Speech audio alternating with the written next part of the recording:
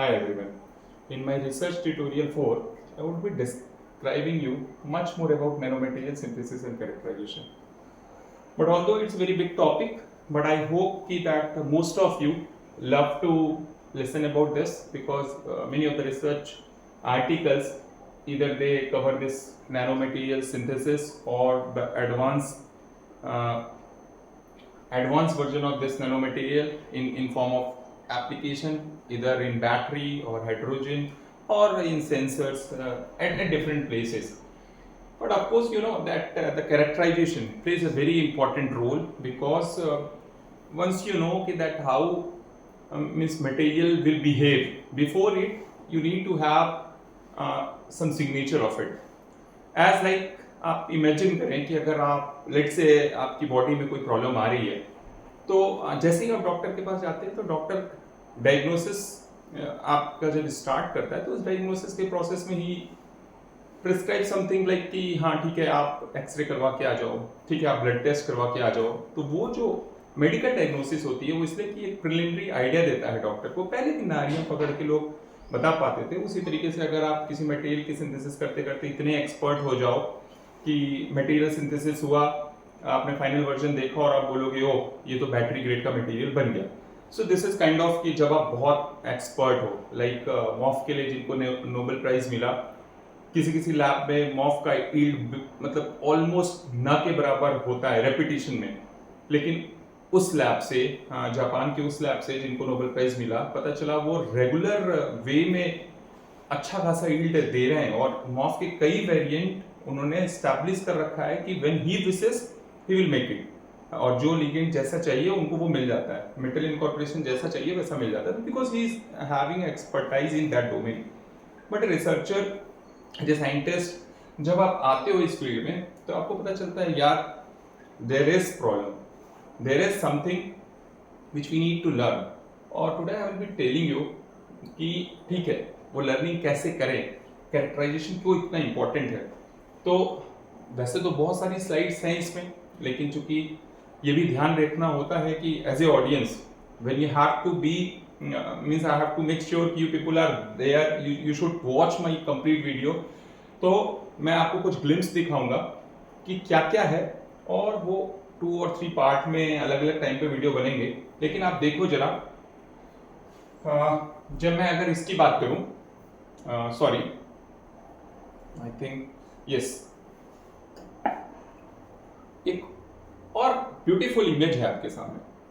Particular जब nano material की बात करें और उसमें एक पर्टिकुलर बात कर लें, जैसे मैं यहाँ से एक पेन ले रहा हूँ, इस बैटरी मटेरियल की बात करें तो जो बैटरी मटेरियल की आप बात करोगे तो बैटरी मटेरियल के लिए ऑफ कोर्स जैसे लिथियम आयन बैटरी की बात कर ले तो graphite as a means layered structure material है, और लेयर्ड स्ट्रक्चर मटेरियल में क्या होता है कि लिथियम इंटरकैलेट होता है, डी इंटरकैलेट होता है, means during the charging process it goes there and discharging it comes back. But जब आप लिथियम बैटरी को लेमैन की लैंग्वेज में समझते हो, इट्स ऑल लाइक कि ठीक है कोई स्टैक है बुक की जिसमें बुक आप डालते हो और फिर निकाल लेते हो जरूरत पड़ने पे। तो हम एक बार स्टोर करा के रखते हैं और जब चाहिए होता है तो हम जब पावर ले रहे होते हैं तो वो वापस इधर आके बैठता है। लेकिन बैटरी मटेरियल में एक ही कंपोनेंट नहीं है, मीन्स आई मीन टू से कि हाँ ग्राफिटिक मटेरियल्स ऐसा नहीं है कि जाके एज ए एनोड मिल गया तो world is now satisfied. People are looking for कि ऑप्शंस बेटर क्या हैं, बिकॉज लेट्स से कोई ग्रेफीन कहता है, हाँ अगर मान लो 2D लेयर है और लेयर्ड स्ट्रक्चर ग्रेफीन के बने, ठीक है वो बहुत परफेक्ट होती है, तो क्या कोई लेयर्ड स्ट्रक्चर मिल जाना बना लेना इतना आसान होता है? क्या उस लेयर्ड स्ट्रक्चर के चैलेंजेस हमें आपको पता होते हैं कि जब बैटरी बन तो गई, एनोड भी बन गया, कैथोड डिसाइड पहले से था और बैटरी आ गई, उसकी साइकिलेबिलिटी देखें तो 2000 साइकिल के लिए वो काम कर रही है, तो आपको आइडिया लगेगा यार मटेरियल्स जाने से पहले बड़ी मीन्स बेहद खूबसूरत चीज है जो है characterisation. Means I would say अब आप एक अगले की बात करो कि कैरेक्टराइजेशन करके देखते हैं, वो बता रहा होता है कि अच्छा लिथियम का इंटरकैलेशन है, ओ इन दो के बीच की इतनी स्पेसिंग चाहिए, अच्छा सोडियम आयन की बैटरी बात हो रही है, आयन साइज बड़ा, आयनिक साइज, अच्छा हमारे सामने एनोड में ये मटेरियल जाना चाहिए। ओ हमने जानबूझ के इसमें कुछ ट्यूनिंग करी, हमें पता चला इलेक्ट्रोकेमिकल परफॉर्मेंस बढ़ाना है, हाँ तो क्या होगा? तो ये में देखो आप जरा कैरेक्टराइजेशन में देखो, XRD ऐसे कह ले प्रीलिमिनरी सिग्नेचर किसी मटेरियल का, in detail I will tell you. Same morphology दिखती है, देख के मटेरियल की आप मॉर्फोलॉजी डिसाइड कर सकते हो कि अच्छा ये means kind of spherical material बना है कि नहीं, हाँ फ्लावर पेटल्स बने क्या, डेंड्राइट लाइक स्ट्रक्चर बना क्या, लेयर्ड भी है, तो एक रफ आइडिया आपको देखने को मिलता है। यहाँ छोटा सा एक परिदृश्य दिखाया भी गया है कि अच्छा ऐसा दिखेगा। ये कुछ बॉल्स देख रहे हैं आप, स्फेरिकल बॉल कनेक्टेड है। आई विल शो यू, मैं अगर आपको मटेरियल दिखाऊं तो एक छोटा सा ग्लिम्स दिखाता हूँ सेम इमेज के लिए। मीन्स XRD तो आप XRD एक टूल जो है वो most of as a researcher we know, but SEM की एक इमेज दिखाने के लिए मैंने कुछ यहाँ स्लाइड्स रख रखी हैं, you will appreciate for sure, but means after few days I will be detailing those all. तो जरा आप देखना, अभी मैं ये इस पे बात पे आऊंगा, ये जस्ट आप एक सेम मॉर्फोलॉजी दिखाने के लिए। यस, अब आप ये देखो, ये सेम इमेज से निकाली गई है। जहां मैं अभी IIT जोधपुर में हूँ वहाँ AFM मीन्स FE सेम है, राइट, सेम का भी एक एडवांस वर्जन। FE सेम में आप देखो कि कैसे ये स्फेरिकल पार्टिकल कनेक्टेड है, क्या ब्यूटीफुल इमेज ली गई है आप। और ये मेरा मटेरियल है जिसको मैं नैनोपोरस मटेरियल सिंथेसाइज करता हूँ, और वहाँ जब मैंने ये इमेज ली है तो आप सोचो कि इट्स नॉट लाइक कि आपने बनाया और चले गए हैं FE सेम में और ये आपको रिजल्ट आएगा। It will take time, but the day when you will be having this, you will really appreciate कि yes, whatever hard work you did in past, you will enjoy the journey। और यही नहीं, आप जरा कुछ देखें, मैंने एक स्ट्रक्चर प्रोब किया, वो भी FE सेम से, इट्स नॉट TEM इमेजेस। आप बार स्केल देखो, 500 नैनोमीटर की है, रिजोल्यूशन चेक करो आप। TM के लिए लोग नैनोमीटर रेंज में जैसे ही शिफ्ट होते हैं माइक्रोमीटर से नैनोमीटर की तरफ, तो TM लोग जाते हैं। बट जैसे अगर कभी डॉक्टर अचानक से MRI तो नहीं बोल देता, क्यों पहले XRD करवाता है आपके लिए अगर कहीं आपको पेन है, बिकॉज एक सस्ता टूल है, अगर डिटेक्ट हो जाती है तो पता चल जाता है। लेकिन फिर भी अगर नर्व्स दब रहे हैं, कहीं स्पाइनल कॉर्ड में कोई प्रॉब्लम है, तो दे यूज्ड टू से कि अच्छा नहीं MRI तो करवाना होगा। सिमिलरली हम FE सेम एक TM से तो सस्ता प्रोसेस है, कन्वीनियंट है हमारे आपके लिए या किसी रिसर्चर के लिए कि बिकॉज TM के जो सैंपल प्रिपरेशन है वो भी थोड़े कॉस्टली होते हैं। वो एक ऐसे सोचो कि वो पार्टिकल जो बिफोर गोइंग फॉर कैरेक्टराइजेशन, जो सैंपल प्रिपरेशन है एक टीडियस टास्क भी होता है। सेम FE सेम एक छोटा सा पाउडर आपने स्मॉल अमाउंट ऑफ पाउडर लिया, लेके चले गए, देखो 500 नैनोमीटर की स्ट्रक्चर देखो, इसमें आपको पता है हेक्सागोनल स्ट्रक्चर भी देखने को मिल जाएगा। और ये जब ब्यूटीफुल इमेजेस को आप देखोगे तो बोलोगे ओ जस्ट देखो, किसी भी पार्ट को देखो आप, ये पता चला, ये आप देखोगे कि ओ हेक्सागोन स्ट्रक्चर, ओ अब आपको पता चलेगा कि ठीक है शेप कितना अलाइंड है नहीं है, लेकिन आपको इस मॉर्फोलॉजी में जो ये रैंडम दिख रहे थे, पता चला यहाँ हेक्सागोन दिख रहा है, यहाँ थोड़ा हेक्सागोन दिख रहा है। मैंने ये सिमुलेट करने की कोशिश की कि तो पता चला पेरीफेरी के राउंड जो ये बन रहे हैं, जो स्ट्रक्चर डेवलप हो रहा है, वो हेक्सागोनल ही टाइप के हैं। और ये मैंने सेम से निकाले। कैरेक्टराइजेशन के बाद आपको आइडिया हो जाएगा कि अच्छा इस मटेरियल में इस टाइप के पोर्स देखने को मिलेंगे, इधर इट इज मैक्रोपोर्स और मेसोपोर्स और माइक्रोपोर्स। फिर हम डिफरेंशिएशन करेंगे, इसके लिए और भी टूल है BET। लेकिन उससे पहले जरा देखें, ये आपको क्या लग रहा होगा, ये कोविड वायरस जैसा तो कुछ नहीं लग रहा आपको, वायरस नहीं, ये भी स्फेरिकल पार्टिकल है, लेकिन खूबसूरती के साथ ये मेटल डेकोरेट किए गए हैं और थ्रू स्फेयर है। इट्स नॉट लाइक कि मैं कोई पर्टिकुलर रीजन दिखा रहा हूँ। और ये भी जब बनाना होता है ना आपको, इनका जब आप कैटेलिटिक एप्लीकेशन करेंगे इस मटेरियल का, या ये मजा आएगा आपको। लेकिन एनीवे अब डिटेल दिस प्रोवाइडेड, आपको कमेंट करना है कि अच्छा ये मॉर्फोलॉजी बनाने तक की क्या मेहनत है, सिंथेसिस प्रोटोकॉल कैसे हैं, कैसे बन सकता है, और एप्लीकेशन क्या करना है, वो किसी और दिन। तो अब एक और, चूंकि बस दिखा के मैं आगे निकलना चाहता हूँ, ये सब मेरे द्वारा लिए गए इमेज है। आई रियली फील प्राउड कि जब मैं मटेरियल सिंथेसिस शुरू में करता था तो बहुत रेयर होता था कि ऐसा कोई स्ट्रक्चर कभी आ जाए, या कदा आ भी जाए तो वो रेप्लिकेट नहीं हो पाता था। Now means I am feeling happy by the grace of God, by grace of my past mentor, present mentor, कि I am able to do this। और ये करने में एक आपको आनंद की अनुभूति आएगी। ऐसे से उछलो कि जैसे अगर कोई क्रिकेटर मैदान में प्रैक्टिस करके जाता है और फाइनल मैच में if he hits like Vaibhav Suryavanshi, अगर वो इंटरनेशनल मैच में भी अगर आप सिक्सेस हिट करते हो अच्छे बॉलर को तो अच्छा फील आता है। उसी तरीके से जब फाइनली किसी एप्लीकेशन के लिए जाते हो और वो मटेरियल कैरेक्टराइजेशन में आप ऐसे कुछ डेकोरेट कर पाओ तो आपको लगता है yes life is beautiful of research, right. और खैर ये तो डिफरेंट चीज़ें हैं, ये जस्ट एक फिल्ट्रेशन का भी आप जरा देखना, मैं कभी बनाऊंगा कि ये मेरे रिसर्च का एक अगला डोमेन होता है कि सस्टेनेबिलिटी क्या है। वाटर क्राइसिस जब आ रही है, एक तरफ हाइड्रोजन जनरेशन के लिए इतना सारा वाटर चाहिए, दूसरी तरफ हमें प्योर वाटर पीने के लिए भी चाहिए, तो कैसे फिल्ट्रेशन के लिए मैंने एक जस्ट डिवाइस सॉरी एक 3D डिजाइन हाँ डेवलप करने की कोशिश की और कैसे दिखाया कि कितनी क्लीन है, कोई डाई कैसे डिग्रेड कर लेंगे, कोई इम्प्योर पार्टिकल कैसे हटा लेंगे, हैवी मेटल कैसे हटा लेंगे। लेकिन before going two means anything someday I will be talking you, but मैं आ जाता हूँ अपने पहले आज के जो मूल उद्देश्य है मेरा। और मूल उद्देश्य इस नैनो मटेरियल सिंथेसिस से मैंने स्टार्ट किया था कि इस नैनो मटेरियल सिंथेसिस की अगर आप बात करोगे तो एक वाइड रेंज है रिसर्च का ये, चाहे आप सिंथेसिस की बात कर लो इटसेल्फ, चाहे आप कैरेक्टराइजेशन की बात कर लो, दोनों ही एक बड़ा डोमेन है।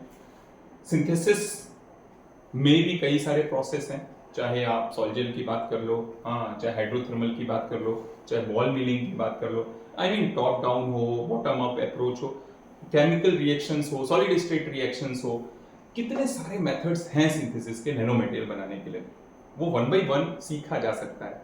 लेकिन यहाँ इस स्लाइड के द्वारा जो क्यूरियोसिटी मैं आपको आपके अंदर जगाना चाह रहा हूँ वो ये कि देखो यार नैनो मटेरियल कितना ब्यूटीफुल ब्रांच है रिसर्च का, कि जब आप इसका डिजाइन करते हो, सिंथेसिस करते हो, तो जो हमने केमिस्ट्री में ग्रेजुएशन के दौरान कुछ मॉडल्स देखे, NaCl का स्ट्रक्चर देखा, पता चला एटॉमिक लेवल पे जाने की आपकी कोशिश होती है। आप कभी मॉफ का स्ट्रक्चर देखना जिस पे नोबेल प्राइज मिला, वो लिगेंड जब आप देखोगे तो आपको लगेगा यार मैंने देखा तो था, क्या ये सच में मटेरियल बन रहे हैं और क्या सच में कैरेक्टराइजेशन से ये एटॉमिक मॉडल लोग प्रोब कर पा रहे हैं क्या। तो you will means 100% you will enjoy हाँ कि yes this is what the research is.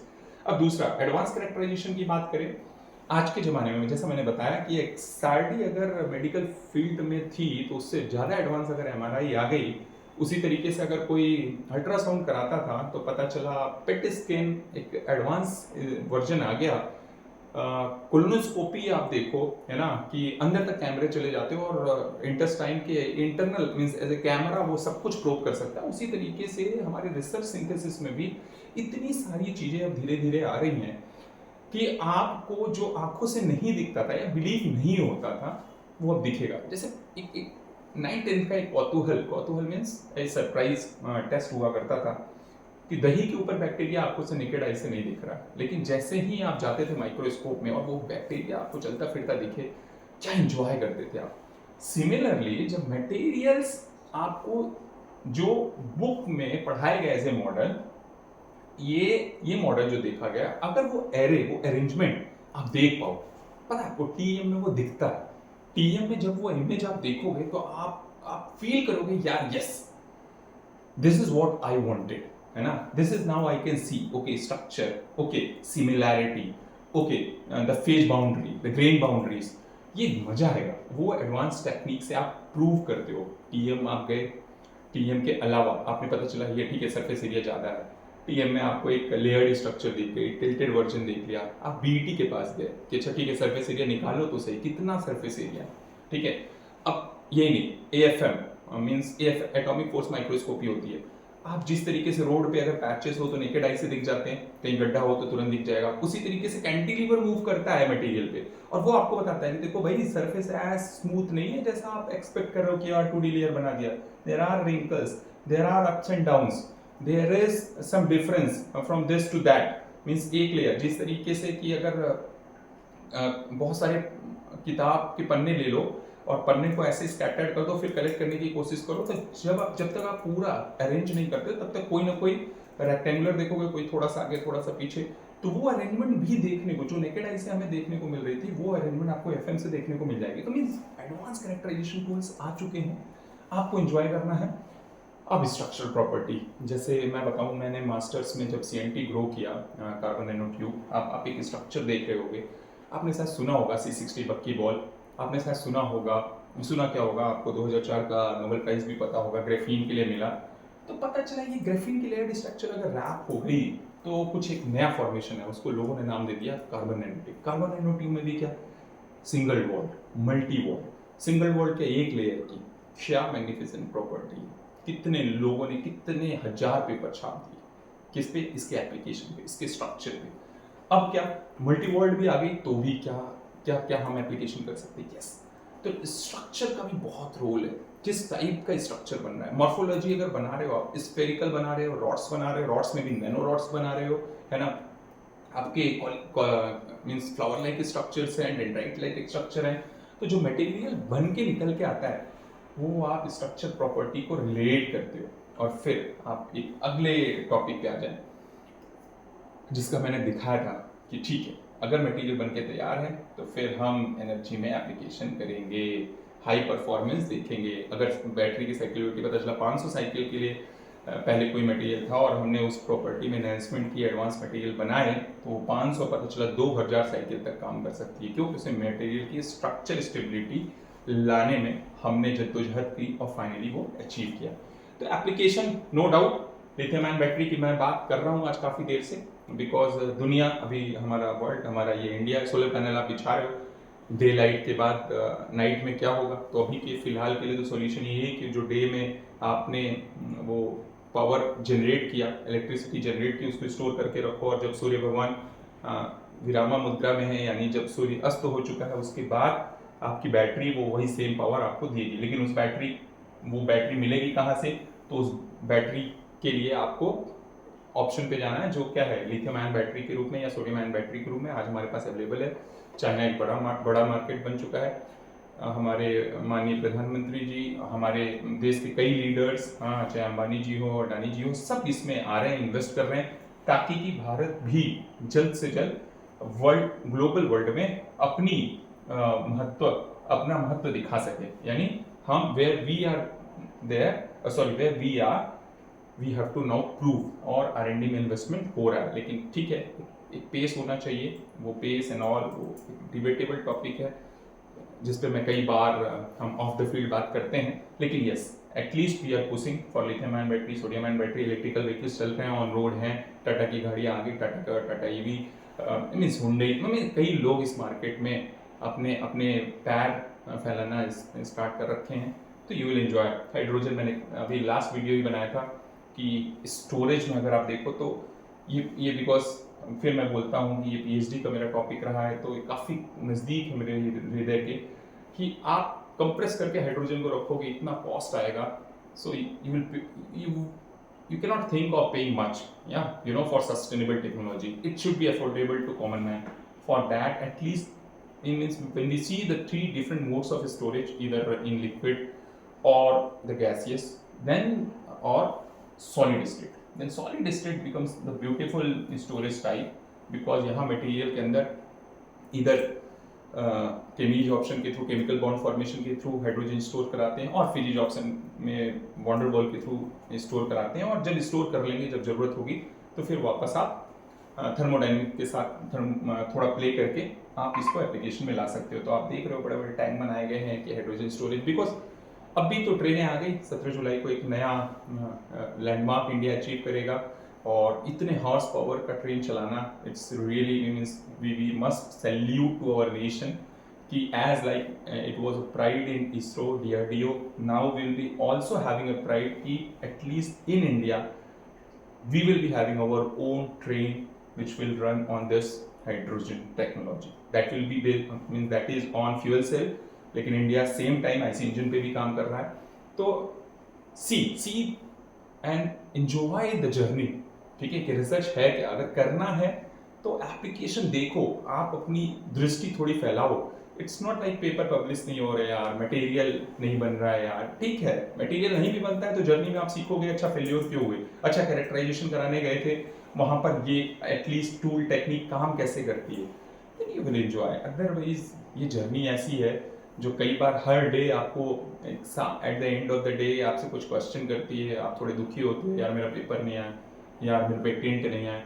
लेकिन पेपर पेटेंट आए या ना आए, अगर रिसर्च की ABCD आपने अच्छे से सीख रखी है और आप फील कर पा रहे हो एटलीस्ट देश में जो चल रहा है, आप समझते हो रूट ग्राउंड लेवल पे कि हाँ हो क्या है। लिथियम का रिजर्वायर खोज दिया गया, ऐसा क्लेम किया गया है ना, वो पॉलिटिकल एजेंडा हो सकता था, वो जो भी रीजन रहा हो, लेकिन आपको पता है कि लिथियम माइनिंग कितनी टफ है। बिकॉज आप जो लिथियम बैटरी पढ़ते होगे तो पता चलता होगा कि अच्छा इंडिया में क्यों प्रॉब्लम है, क्यों लिथियम पे ना जाके हम सोडियम की तरफ जाना चाह रहे हैं, क्यों हम मेटल एयर बैटरीज खोज रहे हैं।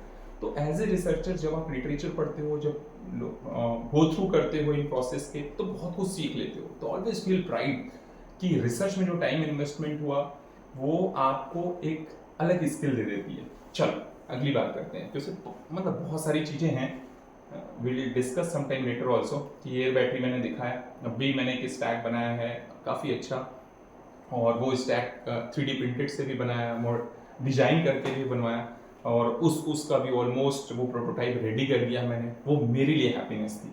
ठीक है, एनवायरमेंटल अभी मैंने दिखाया एक स्लाइड में, वाटर प्यूरिफिकेशन में दिखा रहा हूँ आपको। CO2 कैप्चर पे मैंने खुद एक पेपर पब्लिश कर रखा है वहाँ BHU के टाइम में, तो आपको पता चलेगा ये हॉट टॉपिक बना ना, कार्बन यूटिलाइजेशन का, CO2 कैप्चर का।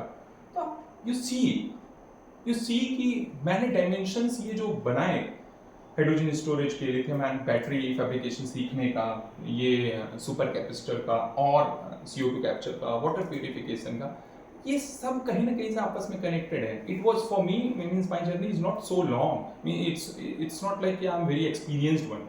बट जब मैं सिंथेसिस कर रहा था तो सिंथेसिस के दौरान उस टाइप के मटेरियल के अलग अलग एप्लीकेशन मैंने पढ़े।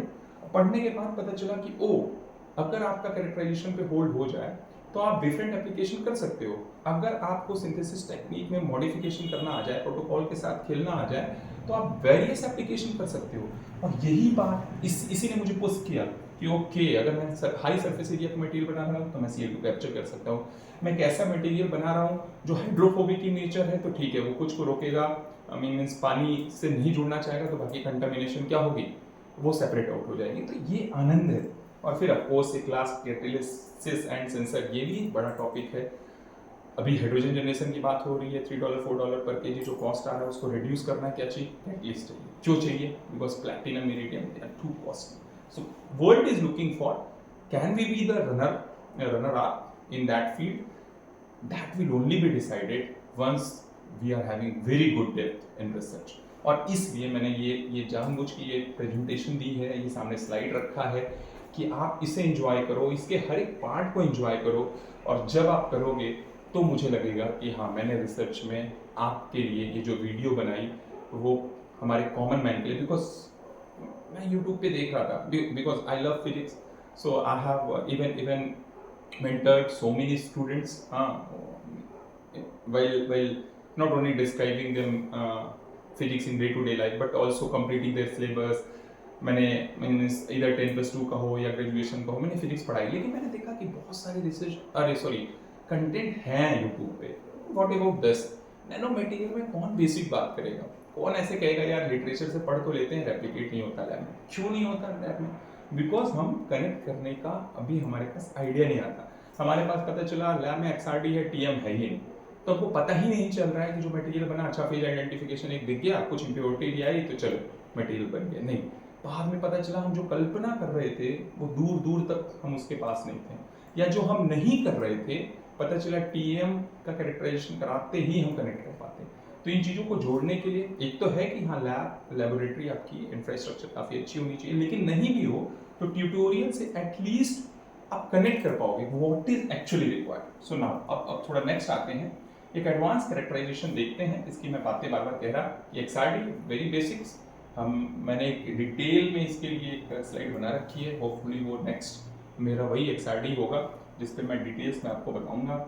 फिर रमन कैरेक्टराइजेशन इंडिया के लिए प्राइड है, क्यों? क्योंकि CV रमन सर को इसी के लिए नोबेल प्राइज मिला, और ऑलमोस्ट ये भी किसी मॉलिक्यूल के लिए एक सिग्नेचर का काम करती है कि वो आप जो मॉलिक्यूल बनाने की कोशिश कर रहे थे, आप जो मटेरियल बनाने की कोशिश कर रहे थे, रमन जैसे ही आप कराते हो तो एक आपको पहला सिग्नेचर दिख जाता है कि अच्छा आपके मटेरियल बने कि नहीं।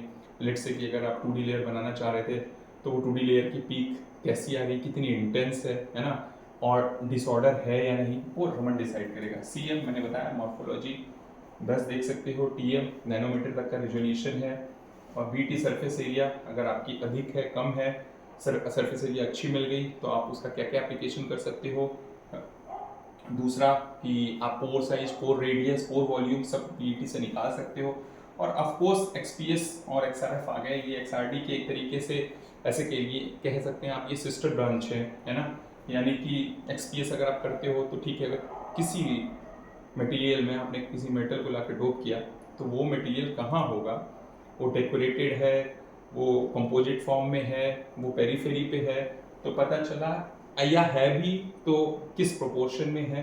तो एक्सपीएस पता चला उस मेटल एनालिसिस के लिए काफ़ी हद तक हेल्प करता है। फिर आप जाओ टीएम की मॉर्फोलॉजी टीएम इमेजेस देख के आप आपस में कनेक्ट करो, कोरिलेट करो, इडेक्स कराओ, इडेक्स में मटेरियल का परसेंटेज देखो जो आपने स्टिक्योमेट्री दी थी क्या वही मेंटेन हो रही है या नहीं। तो एक्सपीएस काफ़ी मदद करता है। एक्सपीएस भी आपकी एडवांस टेक्नोलॉजी टूल है जो मोस्ट ऑफ द लैब में, आईटीज एनआईटीज में ऑलमोस्ट हर जगह एक्सपीएस आ चुके हैं।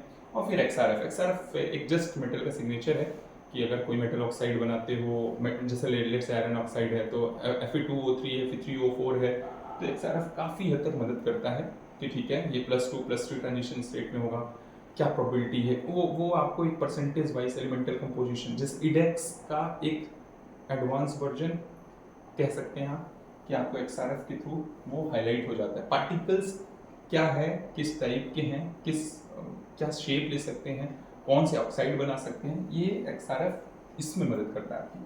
तो बाकी बेसिकली एटलीस्ट एक्सआरडी, टेम, सेम, रमन, यूवी इसमें नहीं देखा है। यूवी भी बहुत इंपॉर्टेंट है बिकॉज किसी लाइट का इंट्रैक्शन या इंफ्रारेड का इंट्रैक्शन वो भी बहुत इंपॉर्टेंट हो जाता है। यूवी इसमें दिखा नहीं, एफटीआईआर है नहीं। मैंने चूंकि एक स्लाइड होती है जिसमें बहुत कुछ आपको अगर मैं बता दूंगा तो शायद आपके लिए थोड़ा सा क्लमसी लगने लगे, तो इसलिए मैंने सोचा कि मैं वही दिखाता हूँ जो आपको थोड़ा लगे कि यार यस एटलीस्ट ये इन्होंने जो बातें कही वो मुझे समझ में आई। तो आई होप आपको ये दिख रहा होगा। अभी मैं वापस इसलिए डिलीट कर रहा कि आपको लगे कि यार मैंने क्या क्या पढ़ा, क्या क्या स्क्रीन पे था, ठीक है। और इनके बाद मैं, चूँकि मैंने एक इंडियन नॉलेज पार्क भी स्टैब्लिश कर रखा है जहाँ मैंने, मेरी ये कोशिश है, मैं टीम भी कनेक्ट कर रहा हूँ और लोगों को जोड़ भी रहा हूँ जिनकी प्रोफाइल बहुत अच्छी, जो रिसर्च में बहुत अच्छा जानते हो, एआई अच्छा कर सकते हो, बिकॉज अभी एआई ड्रिवन वर्ल्ड होने वाला है।